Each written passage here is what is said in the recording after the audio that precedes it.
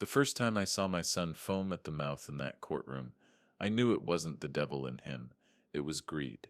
I'd seen real fits before, men seizing under desert heat, bullets lodged deep, but what he did that day had the slick shine of theater, a show, not a sickness. Before we continue, please subscribe to the channel and tell us where you're listening from.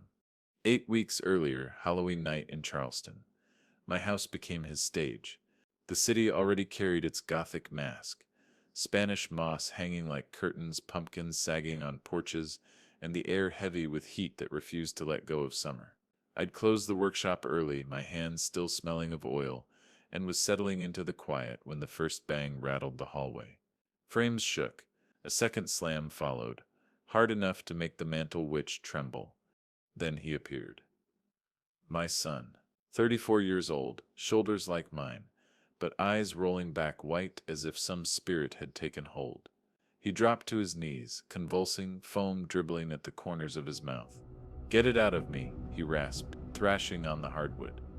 The front door wasn't latched, and neighbors drifted to the porch. Mrs. Ellison's voice cut the night. "Sweet Lord, he's filled." Another man muttered, "Devil's in him." I swear, I stayed silent, watching. His glance flicked sideways too often, gauging if I believed. I'd learned in war the difference between a wound and a performance. The lights above us stuttered, flicker after flicker. I followed the chain with my eyes. Thin dental floss ran into the bathroom crack. A trick. Theater dressed as torment. He thrashed harder when I didn't move. "Call 911, he demanded through a hiss. By the time paramedics came, 8:19 p.m., the microwave clock burned the time into memory. He was sobbing into the rug, telling them a shadow pressed him to the floor. They left a slip with the call number. Neighbors whispered into the night. "Hungry for superstition. Charleston's full of spirits," one said. I shut the door. That's when I saw it under the brass lamp glow. A bill, Moss Health. $3,100. Date October 31st, 2018-2040. Diagnosis: acute psychotic episode. Guarantor Abraham H. Me. Though the address was 2 digits off, wrong font, wrong code. A forgery, plain and simple. I circled the total with a yellow marker and underlined my name. Every receipt is my pension. This house and workshop, they are my retirement. My legacy. He lay curled on the sofa, breathing heavy, eyes closed. Betrayal hurts most because it wears your child's face. I covered him with a blanket anyway, so I'd remember my own humanity when this war turned ugly. At 11:07 p.m., I called my sister. She answered on the second ring. "I felt something tonight," she whispered. "You felt a draft and a rumor," I said. Then I told her about the floss, the staged fit, the forged bill. Her pause was long. "This goes to court," she said softly. Carter Sips still on the bench. "If," I echoed. I wrote the facts on a legal pad. October 31st, 8:11 p.m. noises, 8:19 EMS. Bill under lamp, $3,100, floss to light. Slid it into a folder beneath my old Singer sewing machine. Tomorrow I'd move it to the steel box in the workshop. Evidence. Near midnight the house finally stilled. My son murmured "Dad" in his sleep, voice like a rope tugging at my chest. I turned to the window, watching Charleston set shadows stretch long, and whispered what I already knew. The bigger the lie, the harder the fall. Charleston mornings carry their own kind of ghost, a fog that clings to the streets like unfinished business. On Thursday, November 1st, 2018, the day after my son's performance, I walked into my workshop at 7:12 a.m. and let the metal door slam behind me. The air smelled of grease and faint gasoline, the kind of scent that had soaked into my skin after 40 years. Tools were exactly where I'd left them, each one lined like soldiers, socket wrenches, torque wrenches, the battered red Craftsman toolbox. My order, my truth. But my hands shook when I pulled out the manila folder from under my arm. That forged $3,100 bill burned hotter than any torch in the shop. I laid it flat on the workbench, the yellow highlight glaring under the fluorescent lights. This wasn't a prank. This was a paper weapon aimed at my legacy. The side door creaked, and my daughter came in with a cardboard tray of coffee. "2 sugars," she said, setting mine down. She always knew. Her other hand clutched something folded, edges frayed, numbers peeking in blue ink. She laid it on the bench without a word. I unfolded it. A pawn ticket. Charleston Pawn and Gun, dated October 23, 2018. Item: gold chain. Loan $899. Payout due November 6th. In the customer line, my son's name, neat as if he'd signed it with pride. I pressed the ticket against the forged hospital bill. Side by side, they told a story. A man cashing out his inheritance piece by piece, staging hauntings, waving fake bills. My daughter's voice was low, steady. "He pawned Mom's chain, Dad, the one you gave her in '85. I kept the receipt because I knew you'd need it." The weight of her words cut sharper than the news itself. That chain wasn't just gold, it was my wife's memory. Sold for less than a month's rent. The church bells on Broad Street rang 9, each toll echoing like judgment. Later that morning, whispers bloomed at St. Paul's Sit. Folks said my son was possessed, that demons walked our halls. Saw it with my own eyes. A neighbor swore. Someone else muttered, "He needs a priest, not a doctor." The congregation leaned toward belief, because belief is easier than facts. But I knew better. Every story he spun ended with numbers. And numbers don't lie. That evening, I sat at the workshop bench with receipts spread like tarot cards. Hospital bill, $3,100. Pawn ticket, $899. Each one proof that this wasn't madness, it was money. I wrote the totals on a pad, $3,999. Underlined it twice. And in that quiet, with the buzz of a failing light overhead, I heard the creak of footsteps outside the bay door. Too heavy to be kids, too measured to be thieves. A pause, then retreat. My son's shadow checking if I was buying the act. I slid the receipts into my steel box, the one my father gave me when I returned from service. Inside lay other papers, tax returns, titles, every record of my sweat. I clicked it shut and whispered to the dark, "Every receipt is my pension. Every slip, my ammunition." The next morning, November 2nd, my daughter called at 8:47. "He kept spreading talk at the diner," she said, "telling folks he sees shadows in the garage, that the house wants him gone." She paused, then added, "Dad, they Sepp are listening." I drove past that diner at 11 sharp. Through the window I saw him gesturing big, his coffee untouched. People leaned in, heads nodding. They wanted the drama, and he gave it to them like a preacher with fire. I didn't stop.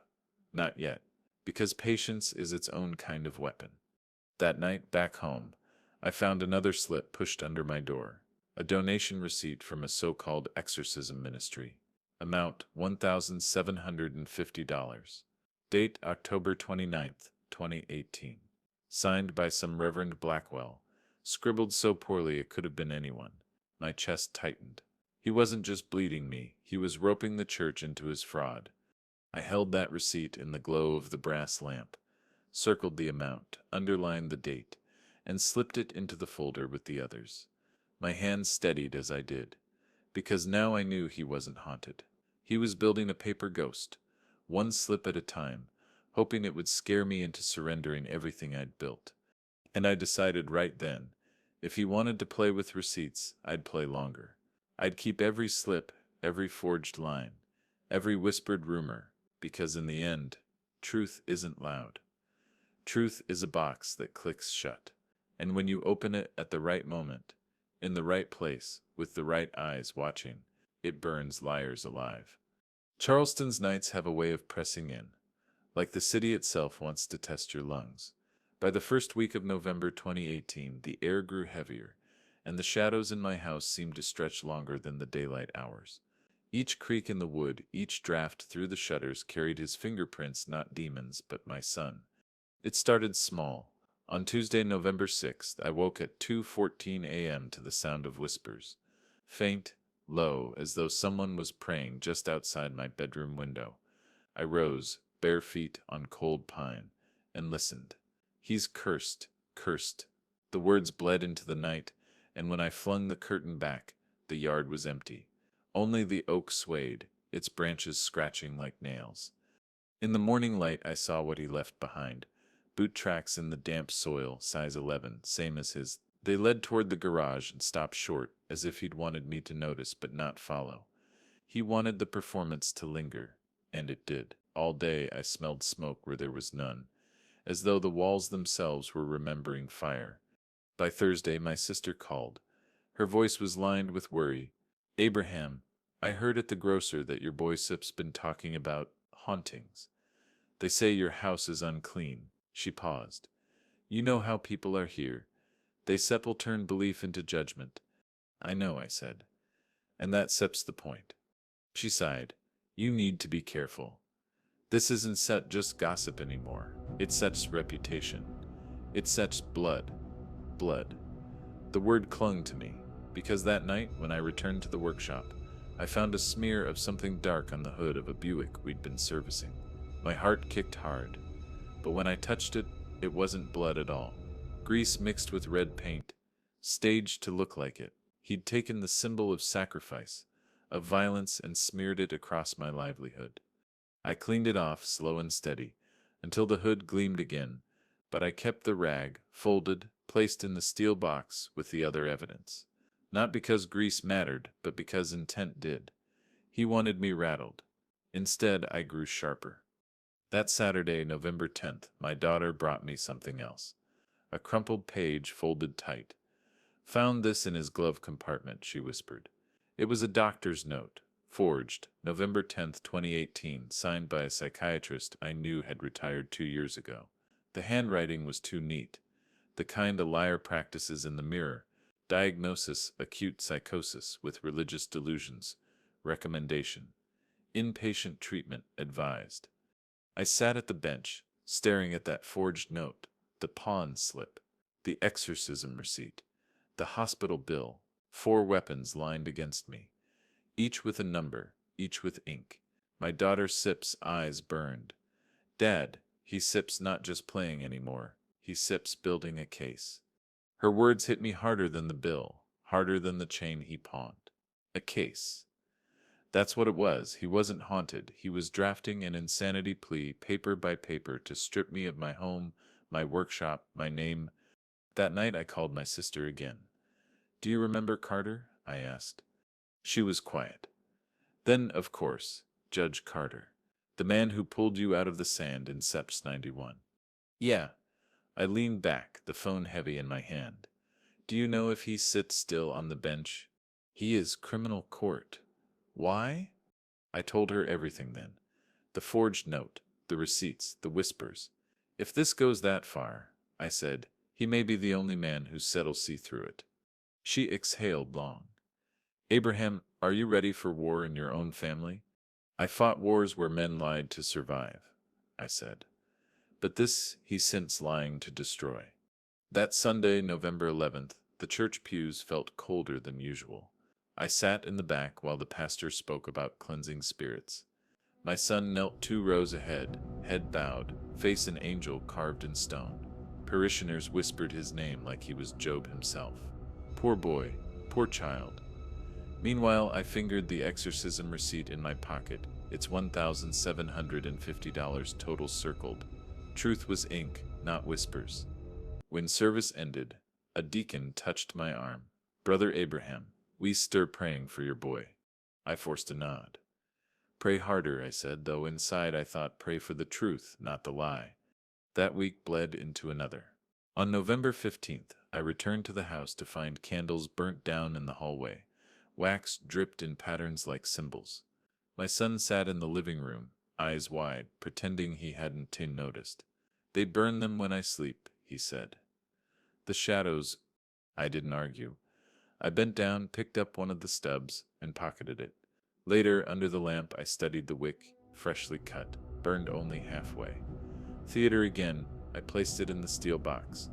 My collection grew: bill, pawn slip, exorcism receipt, forged note, rag, candle stub, each item a nail. On Friday, November 16th, my daughter whispered to me as we locked up the workshop. "He Sep's getting bold. He told Aunt May you sept next. That the demons will come for you. I smiled. Not because it was funny, but because I knew what he didn't. The bigger the lie, the harder the fall. And each day he added another brick to the wall he thought would protect him. That night, I wrote in my ledger, October 31st, $3,100 hospital bill forged. October 23rd, $899 pawn slip. Oct 9 $1,021 exorcism donation. November 10th, forged psychiatrist note. No 15 candle stubs. I underlined the totals, $5,749 in play. I stared at that number until it blurred. Smoke rose in my mind, not from fire, but from blood turned into lies, blood turned to smoke. And in that smoke, I saw my son's face, grinning, not possessed, not broken, but greedy. So I made my choice, not to strike yet, not to shout, but to wait. Because patience was the one weapon he didn't know I had. Patience and a lockbox filled with truth. And as Charleston said best, November nights grew longer. I whispered to myself over and over, like a soldier saying a prayer before the fight. The court will see. The court will burn this lie clean. Thanksgiving of 2018 fell on Thursday, November 22nd. But the tension in my house had been simmering long before the turkey hit the oven. For weeks my son had been staging hauntings and collecting paper ghosts, each one another brick in his wall of lies. That morning I told myself to stay calm, to wear patience like armor. But by nightfall the table itself became a battlefield. My sister arrived first, carrying her famous pecan pie, the kind that cracked when you cut it. Her eyes scanned me as she crossed the threshold. "You sure about tonight?" she whispered. "I'm stone sure," I said, though my stomach was tight. Sometimes the devil shows up at his own feast. Better to see him at the table than in the shadows. By 6, the house filled with voices. My daughter set the dishes, steady hands despite the storm brewing. My son strolled in last, wearing a pressed shirt and a smile too wide. He hugged my sister with a performance-worthy sigh. "Aunt May," he said, "I've been fighting demons, but God's keeping me strong." The words slid across the room like oil on water. My daughter Sip's jaw tightened, but she stayed silent. I nodded toward the table. "Sit, let Sips eat." We bowed our heads as my sister prayed, her voice trembling. I kept my eyes open, watching him. When we lifted our heads, the meal began.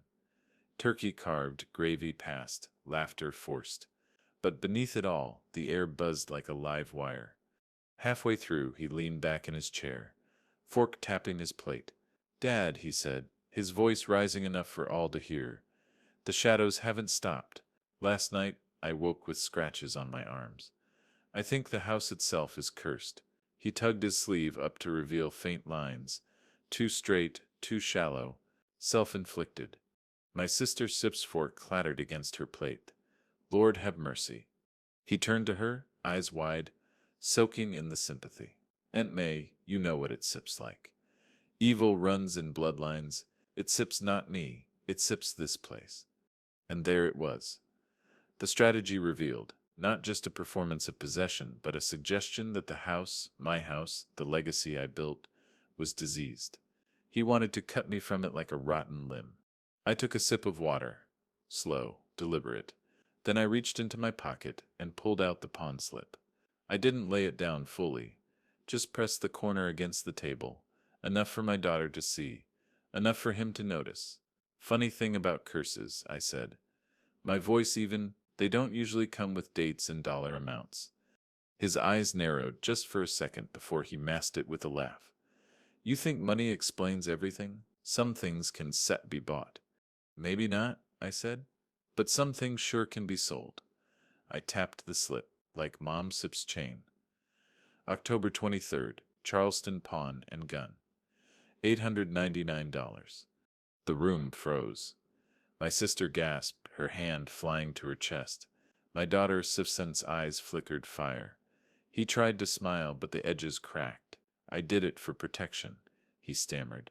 "The chain, it carried energy. The demons demanded it." "No," I said softly. "You demanded it." The silence was thick enough to choke on. Even the ticking of the kitchen clock seemed louder. Then my sister Sips's voice cut through. How could you pawn your mother Sips's memory? His face flushed. He slammed his hand down, rattling the silverware. You don't set understand. You Seth never felt them breathing down your neck. They want me, they want everything. Theatrics again. But now the audience was smaller. My daughter leaned forward, her voice steady as steel. I recorded you last week. You bragged about the act, about how everyone was buying it. Want me to play it now? His fork froze midair. For a moment the mask slipped. The liar's panic flared in his eyes before he dropped them back to his plate. You wouldn't, he muttered. I would, she said. I placed my hand over hers, stopping her. Not yet. Timing was everything, patience, I murmured. The rest of the meal was silence, broken only by the scrape of utensils. When dessert came, no one touched the pie. My sister's hands shook as she poured coffee, her eyes darting between us like she was watching a storm split her family in half. After the table cleared, he lingered in the living room, spinning new tales to whoever would listen. The chains rattle at night, he said to my sister. Doors slam on their own.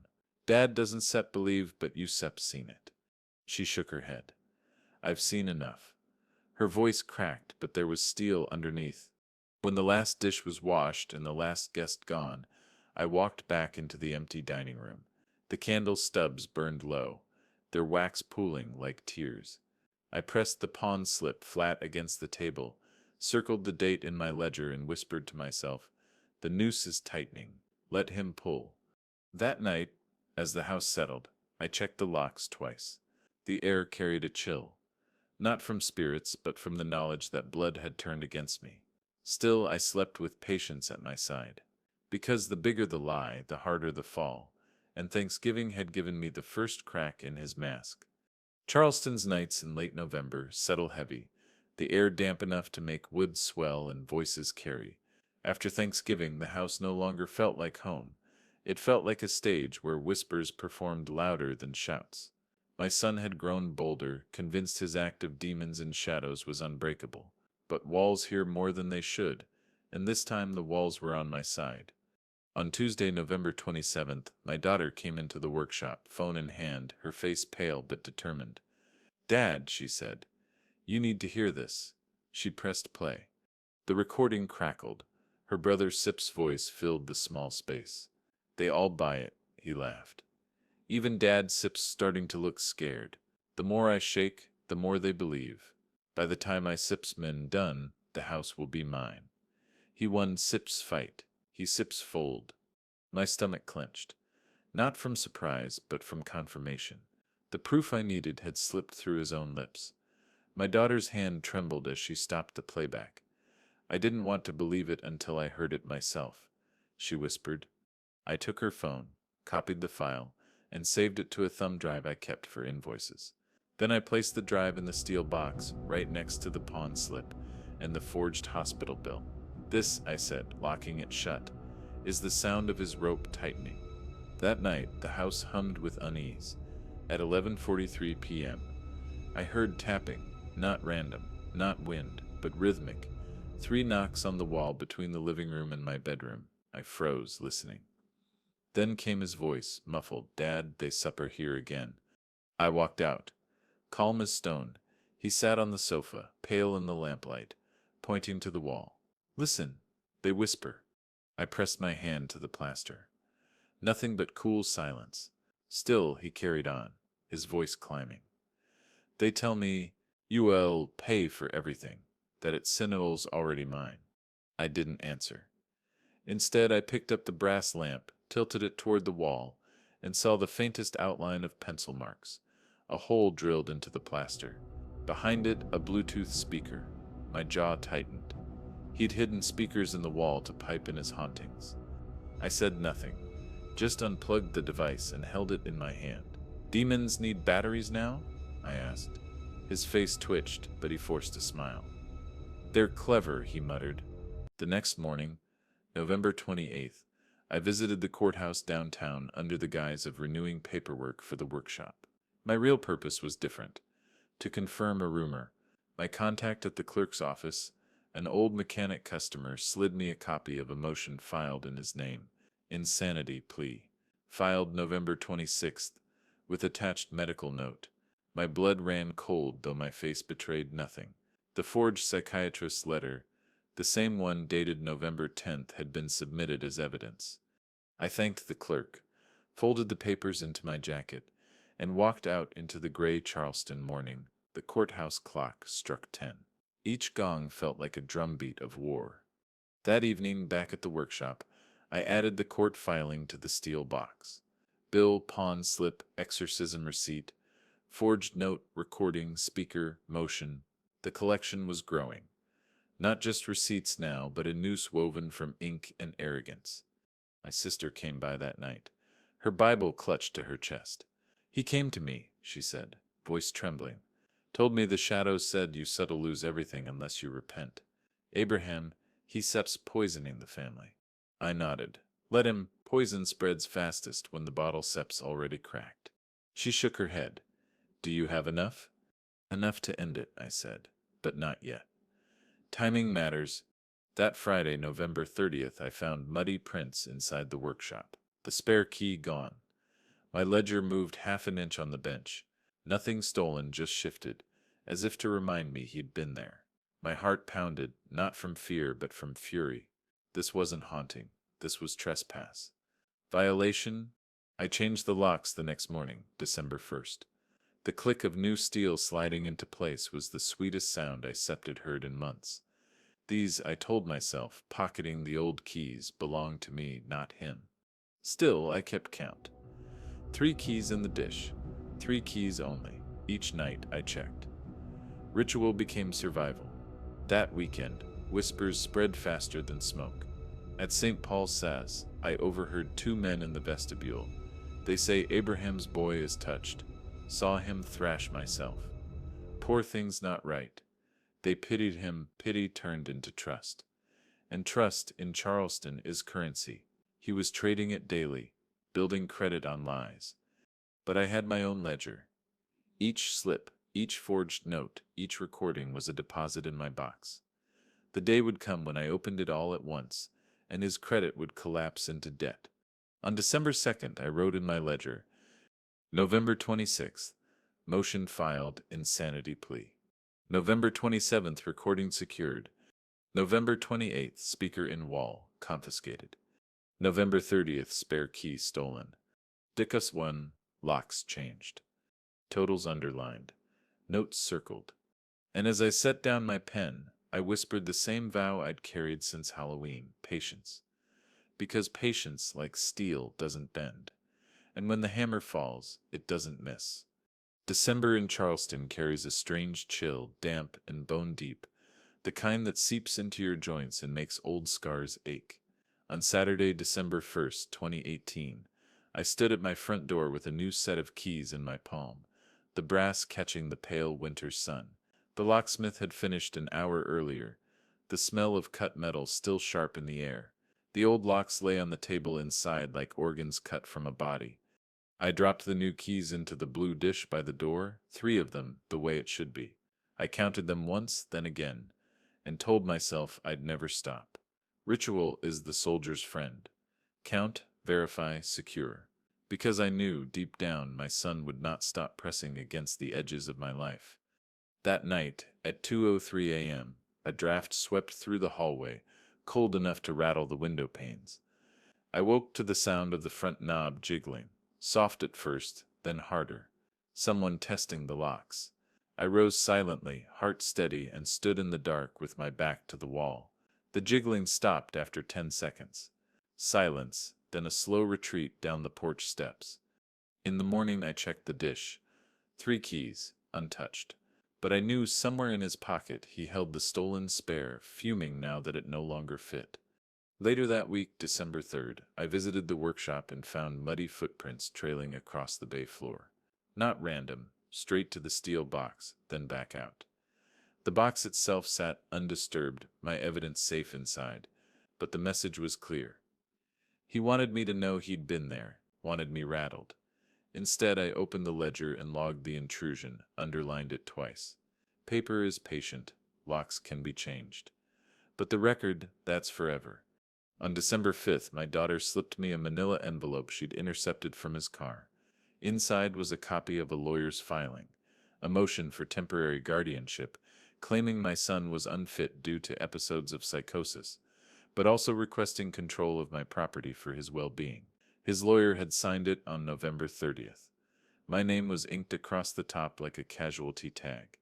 I sat at the workshop bench, the smell of oil thick in the air, and read every word twice.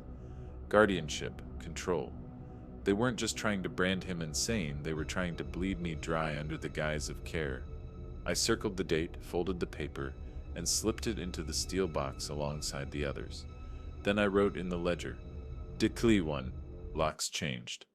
Issue 2, attempted entry. December 3rd, muddy prints in workshop. Dec 5, guardianship motion filed. Totals now 6 major items of evidence. Each one a stone in the sling I'd throw when the time was right. On December 6th, I called my sister. He Sep's not just faking fits anymore, I told her. He Sep's building a legal siege. She whispered into the receiver, Abraham, this is worse than I feared. He Sep's willing to tear you apart in court. I looked around the workshop, at the cars waiting for repair, at the steel box humming with secrets. Then court's where I'll bury it, I said. That weekend, December 8th, the church gathered for a special prayer service. My son stood at the front pew, head bowed, shoulders shaking. The pastor laid hands on him while parishioners whispered, Poor boy, and the devil won't let him go. The sight made my throat tighten, not from belief, but from the way lies gather power in a crowd. After the service, Reverend Blackwell approached me, his hand heavy on my shoulder. Your son too's suffering, he said. We must protect him. He told me you were skeptical, but sometimes faith demands sacrifice. I met his eyes. I've given enough sacrifices, I said, thinking of the chain, the receipts, the bills. Blackwell nodded as if I'd confessed. I walked away before the weight of it broke my patience. That night, December 9th, I returned home to find a single candle burning on the living room floor. Wax dripped in a circle, a cheap imitation of a ritual. He wasn't even hiding his tricks anymore. I blew it out, pocketed the stub, and added it to the steel box. Another piece. Another nail. On December 12th, I received a call from the courthouse clerk. The insanity plea was scheduled for hearing on January 7th, 2019. My pulse slowed, steady as a march. A date, a battlefield. Finally, a place where lies would meet light. I hung up, sat at the table, and wrote the date in my ledger, January 7th, 2019, court. I drew a line under it, thick and final. The next morning, December 13th, I stood in the workshop bay, breathing in the cold, oily air. I placed my hand on the steel box, feeling its weight, its promise. Inside, forged bills, pawn slips, donation receipts, fake doctor's note, lawyers' filings, recordings, candle stubs. A fortress of truth. And I whispered the vow I'd carried since Halloween, patience. Because locks might fail, doors might rattle, whispers might spread. But when the judge struck his gavel, no lock in the world would protect my son's lies. January 7th, 2019 dawned gray and brittle. Charleston wrapped in a winter mist that blurred the outlines of its old brick courthouses. I woke before the sun, brewed coffee I couldn't taste, and laid out the folder one last time. Inside were weeks of patience turned to paper.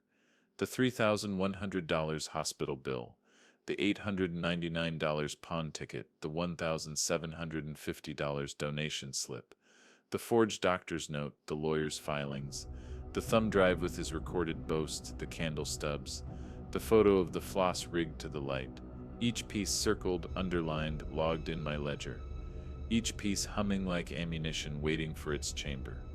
By 8:45 a.m., I was seated in courtroom 3B. The air smelled of varnish and dust, the kind of scent that clings to places where truth and lies wrestle daily.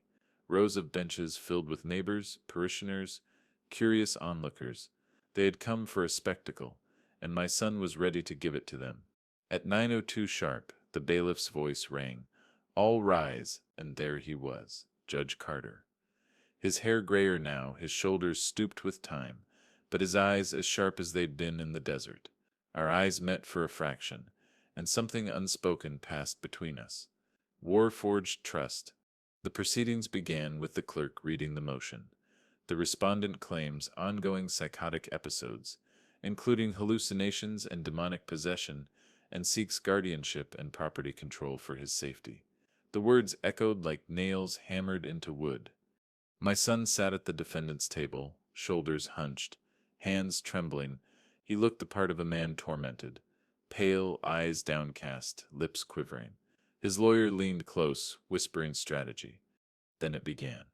When called to testify, he walked to the stand like a condemned man, head bowed. But the performance began the moment he swore his oath. He jerked once, twice, then dropped into convulsions so violent the bench behind me gasped. Foam bubbled at his lips, his body thrashing. "They're here," he screamed. "They won't let me rest." Gasps rippled through the gallery. A woman whispered, "Lord have mercy." Another clutched her rosary. The bailiff moved forward. Uncertain, Judge Carter lifted a hand, calm, steady. "Let him continue." My son Deset's eyes rolled back white. His voice guttural, "Shadows claw me at night." Voices! My father, he feeds them. His words cracked the air like thunder. He turned his head, fixing me with a glare that burned. "He sets cursed me, cursed this house. He wants me destroyed." The courtroom was a theater, and he was its actor. But I'd been waiting for this stage. When my turn came, I walked to the witness stand carrying the steel box. Its weight pulled at my arm, heavy as every year of betrayal. I set it on the table with a dull thud that echoed louder than his screams. The courtroom hushed. I opened it slow, deliberate. First I lifted the forged hospital bill, the yellow highlight glowing under the overhead lights. "This," I said, "was left under my lamp on Halloween night. A forgery. The logo is wrong. The billing code an extra digit. $3,100 meant to scare me into covering a lie." Murmurs spread through the benches. Next the pawn slip, dated October 23rd. Charleston pawn and gun. $899 for my late wife's chain. He told you demons demanded it. The truth is greed did. My voice didn't shake. The donation slip followed. October 29th. $1,750 to a so-called exorcism ministry, bought not for salvation but for theater. Then the forged doctor's note. I held it high. November 10th, signed by a psychiatrist retired since 2016, filed in this very court as proof of insanity. I laid it down with care, each page stacking into a pile of truth. Finally, I pulled the thumb drive from my pocket. My daughter stood calm and fierce and approached the bench. "Permission to play Exhibit E," her voice clear. Judge Carter nodded. The speakers crackled. Then came his voice, unmistakable, smug. "They all buy it. Even Dad Sepp's starting to look scared. By the time I Seps'em done, the house will be mine." The words hung in the air like smoke. The gallery gasped, whispers rising, then falling into silence. My son's face drained of color. He tried to speak, but no words came. Judge Carter leaned forward, his voice iron. "This isn't set madness. This is fraud." The gavel struck once, sharp as a gunshot. Motion denied. Evidence of deception entered into record. My son lurched to his feet, eyes wild. "He planted it. He forged." "Enough," Carter cut him off. His voice cracked the air like the desert sun once had. "What I see is a man willing to burn his own blood for gain. What I see is betrayal, not possession." The bailiff stepped forward. My son slumped back, defeated, his performance stripped bare. I sat again, hands folded, the steel box closed but still heavy on the table. Around me, neighbors shifted uncomfortably, ashamed of their whispers and pity. The church members bowed their heads, embarrassed by their gullibility. Even Reverend Blackwell looked down at his shoes. As the hearing adjourned, Carter caught my eye. Just a nod, no words needed. It was the same nod he'd given me years ago, crouched behind sandbags, when the smoke cleared and we were still alive. Outside, the January air was sharp cutting, but it filled my lungs clean. My daughter slipped her arm through mine. My sister pressed my shoulder, and for the first time in months the house in my mind no longer felt haunted. It felt like mine again. But I also knew this victory in court doesn't erase betrayal at home. Blood had turned on me, and though justice had spoken, grief still walked beside me. As we crossed the courthouse steps, I whispered a line I hoped he'd sit here.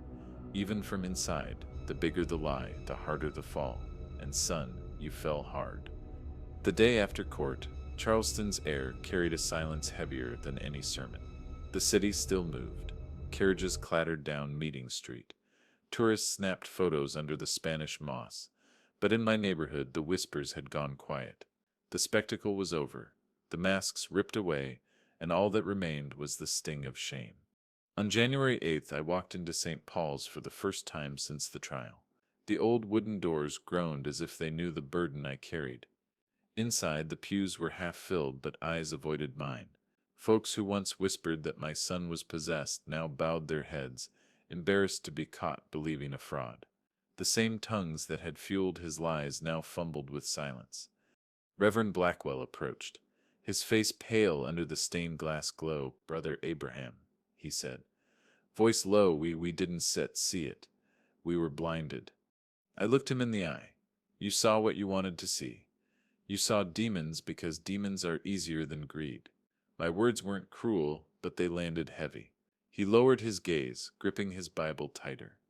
After service, no one shook my hand. Instead, I saw neighbors slip away, their shame tucked under their coats. Mrs. Ellison, who once cried on my porch about the spirits in my house, turned her head when I passed. That was enough. Reputation once cracked never fully mends. At home, the brass lamp lit the corner of the living room where my son had first staged his Halloween fit. The same floor where he had foamed at the mouth, eyes rolling back, neighbors gasping in the doorway. I sat in that chair and stared at the grain of the wood, remembering how his body had twisted, not from demons, but from greed. My daughter joined me, sliding a folder onto the table. Inside was the court's written order, denial of guardianship, confirmation of fraud. Attached was a financial ruling, repayment of the $52,400 he had siphoned through withdrawals and fake donations. My daughter's hand touched mine. "It's done, Dad. The house, the workshop, they're safe." Safe. A word that should have brought relief, but instead hollowed me out. My son's lies had been defeated. But at what cost? Blood had turned against blood. That night, I burned the candle stubs he'd left behind, one by one, in the fireplace. The wax melted into nothing, smoke curling like the remnants of false prayers. I whispered as each one vanished. Ashes of a false exorcism. Not curses, not demons. Just theater burned down to ash. On January 10th, I drove past Charleston Pawn and Gun, the place where he had sold my wife's chain. I parked outside for a moment, staring at the neon sign that flickered buy, sell, trade. The chain was long gone, melted into someone else's greed. But I didn't go inside. Some losses can't be reclaimed by receipts. They live only as scars. The workshop became my refuge again. I scrubbed the bay floors clean, erased the muddy prints he had left behind. I oiled the steel box hinges, wiped each receipt, each note, each slip, then locked them away one final time. Not because I needed them for court anymore, but because history matters. Lies may crumble in the light, but their ashes belong to memory. On January 12th, my sister visited. She stood in the doorway, her eyes wet but steady. "You won, Abraham," she said softly. I shook my head. No, winning would have been raising a son who honored his mother Sip's memory. Winning would have been trust, not courtrooms. She touched my arm. Some wars aren't set about victory. They center about survival. Her words settled deep. Survival. That's what this was. A survival of truth against lies, honor against greed. The community avoided me for weeks, their shame louder than their gossip ever was. But I didn't need their validation. What mattered was the house still standing, the workshop still humming, the steel box still locked. What mattered was the truth, scarred but intact. Late one night, I sat at the dining table, ledger open. I wrote one final line under the totals, case closed. House secured, family fractured. Then I shut the book. And as the brass lamp flickered low, I whispered to the silence, he burned the church with lies. He burned the neighbors with whispers. But in the end, he burned only himself. Ashes of a false exorcism. Nothing more. January 15th, 2019 was colder than most Charleston mornings. Frost clung to the edges of car windows along Rutledge Avenue, a rare sight for a city more used to humidity than ice. I sat in the clerk's office, my breath fogging faintly in the air, waiting for the final order to be handed across the counter. The clerk slid the folder forward without ceremony. Judge Carter signed it this morning, she said. I opened it slowly, eyes scanning the heavy black ink stamped with the county seal. The words confirmed what the gavel had already declared in open court. My son's insanity plea was denied, his claims dismissed. But more than that, the order mandated repayment of $52,400 siphoned through withdrawals and false donations. A number circled in ink, as undeniable as blood. I ran my thumb across the embossed seal, feeling its ridges, not victory, not joy, but honor. Honor signed in ink. Final and unshakable. When I walked out of the courthouse, the winter sun was sharp against the frost, cutting through the cold like truth through lies. My daughter was waiting near the steps, scarf wrapped tight around her neck. She smiled when she saw the papers in my hand, relief softening the worry etched into her face for months. It's done, I said simply. She slipped her arm through mine. Then we can finally breathe. At home that evening, I set the signed order on the dining table under the brass lamp. My sister joined us, her pecan pie untouched in the center of the table. She traced the edges of the ruling with her finger, whispering, "Some wars are fought with guns, others with paper." I nodded. This one was fought with receipts. We sat in silence for a while, the kind of silence that doesn't ache but mends. My daughter leaned against me, and for the first time in months I felt the faint hum of peace return. But peace doesn't erase scars. The house was safe, the workshop secured, the ledger closed with a final line, yet the wound of betrayal still throbbed. That night I returned to the workshop, steel box in hand. I placed it on the bench, opened it one last time, and laid the signed court order on top of the pile. Bills, pawn slips, forged notes, candle stubs, recordings, all of it buried beneath the weight of justice. I clicked the box shut and locked it. This time, not for war, but for history. At 9:12 p.m., I heard the familiar sound of boots on gravel outside. For a moment, my heart clenched, expecting the same trespass I'd grown used to, but when the knock came, it was gentle.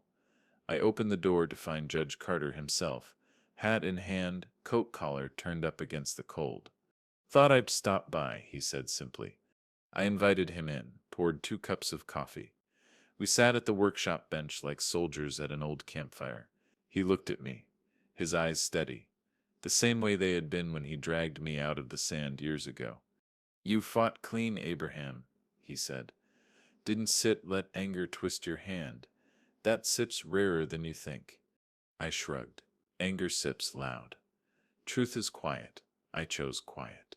He smiled faintly, lifting his cup. "Some wars are fought at home. You held the line." When he left, I stood in the doorway, watching his figure fade into the night. The winter air bit at my lungs, but it tasted clean. Inside, I found my daughter had placed fresh flowers on the table beside the court order. Lilies, my wife's favorite. Their white petals glowed under the lamplight, a symbol of something pure surviving the smoke. I touched the paper once more, the ink firm beneath my fingers, and whispered to the silence, "Honor doesn't set, always roar. Sometimes it just signs its name and waits." The house groaned, the old wood settling. But for the first time in months, the sound wasn't menace. It was home, mine, ours. The house was mine again. But peace is never as simple as locked doors and signed papers. By late January 2019, Charleston had settled back into its rhythm. Carriages clopping down cobblestone streets, tourists filling the market, church bells tolling in steady cadence.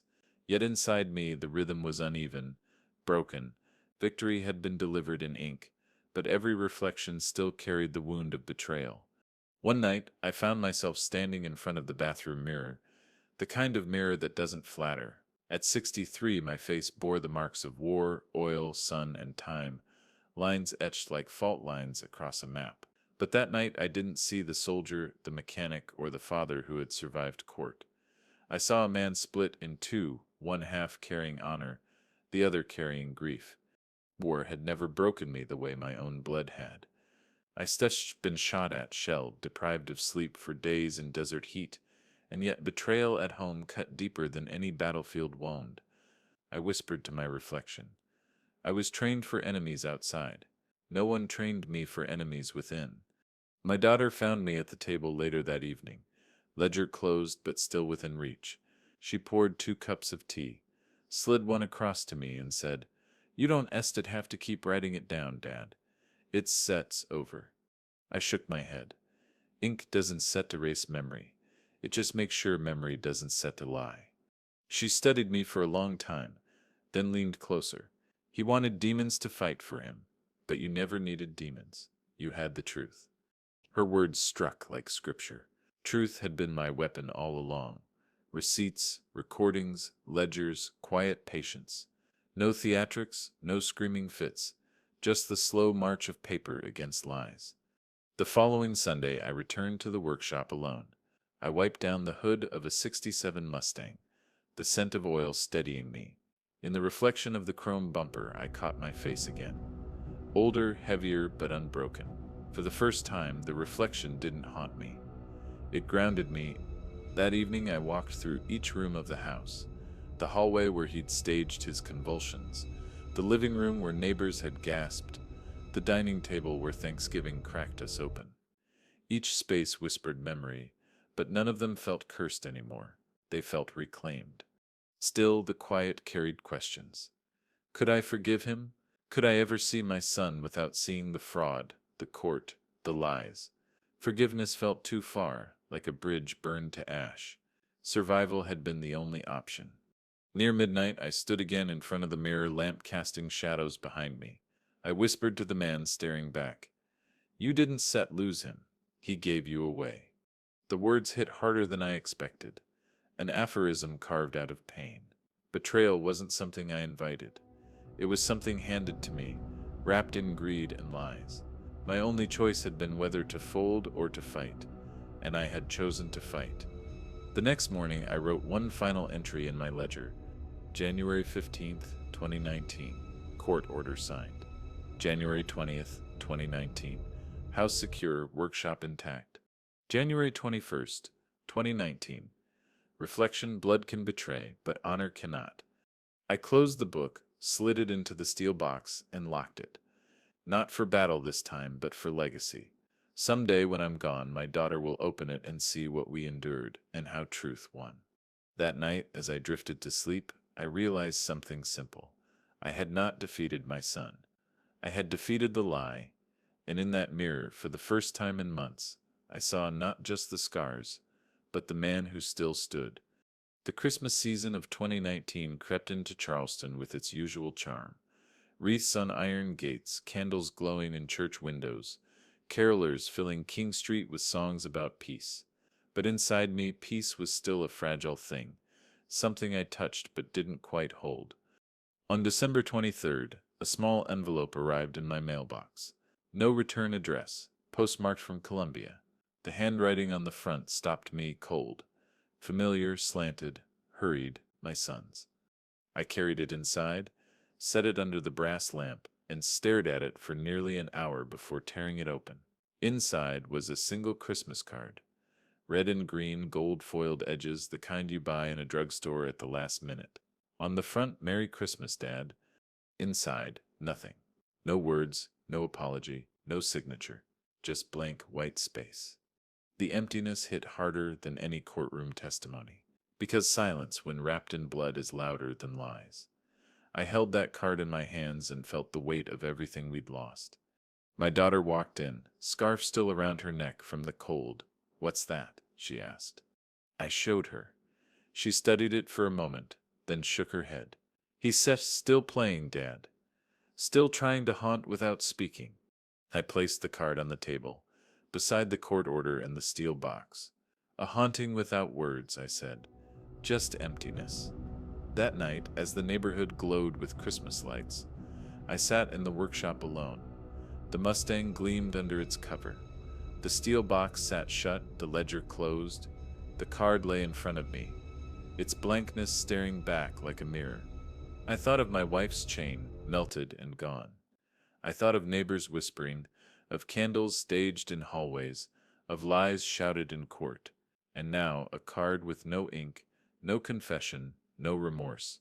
Just paper, empty as the promises he'd made. At 11:37 p.m., I struck a match. The flame caught quick, curling the edge of the card black. I dropped it into the old stove in the corner of the workshop. The fire consumed it in seconds, ash scattering into the grate. The blank space was gone, burned down to nothing. My sister visited the next day, carrying her pecan pie as always. I told her about the card. She pressed my hand, her eyes damp. "Some ghosts don't knock," she said. "They just remind you they exist, but you don't have to keep them." My daughter nodded from across the room. "We keep what matters: receipts, truth, honor. The rest, we burn." We ate pie in silence that Christmas Eve, the brass lamp glowing warm above us. No one mentioned his name. The card's ashes stayed in the stove, cold and final. On Christmas morning, I wrote the last line in my ledger. December 23, 2019. Card received, empty, burned. Then I closed it for good. The house creaked in its old familiar way. Not haunted, just alive. The workshop smelled of oil and smoke. The steel box sat in its corner, heavy with truth, while the stove held only ash. And as the bells of St. Paul Sips rang out across the city, I whispered to myself, "Some wars end with a gavel, others end with a flame." The card was gone. The lie was gone. What remained was honor, scarred but still standing.